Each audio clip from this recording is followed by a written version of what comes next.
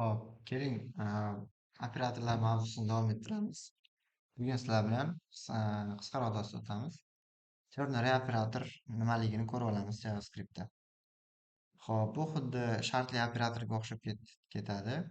Agar mana bu ifoda to'g'ri bo'lsa, mana bu bo'lsin. Agar bu to'g'ri bo'lmasa, ikkinchisi bo'lsin degan ma'noda qo'llaniladi ko'pincha. Ho'p, keling buni sintaksini birinchi ko'rib chiqamiz. Let x teng bizda true. Ya'ni mantiqqa ega bo'lgan narsa element bizda x hozircha. Ho'p, let message deymiz xabar. Ho'p, shuni chiqarib qo'ysak ham bo'ladi. Agar x bu yoqda true bo'ladigan bo'lsa, mana bu narsa bizga chiqib keladi. Ya'ni so'rov belgisidan keyingi kelgan mana bu narsa bizga chiqib keladi.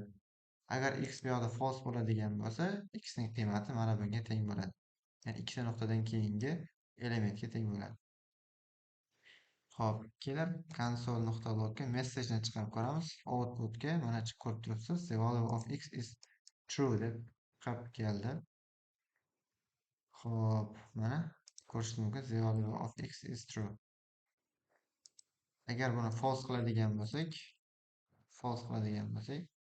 mana the value of x is false deb chiqdi mana. Demak, bu sintaksisga misol. Kelinglar o'zimiz misol yozib ko'ramiz. Xo'p, let age deylik. Teng misol uchun 12. Xo'p, let is all degan o'zgaruvchi yaratamiz. Agar age katta bo'lsa 18 dan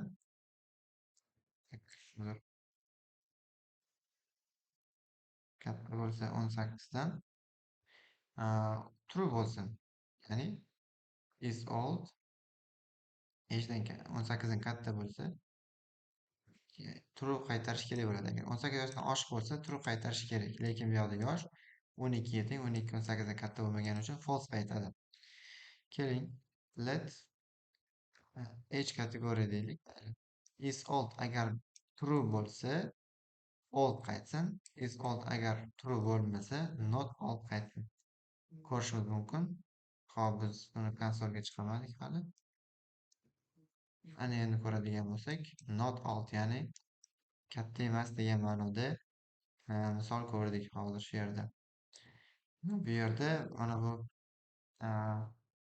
mantiq operatorlarni qo'llab ketishimiz ham mumkin.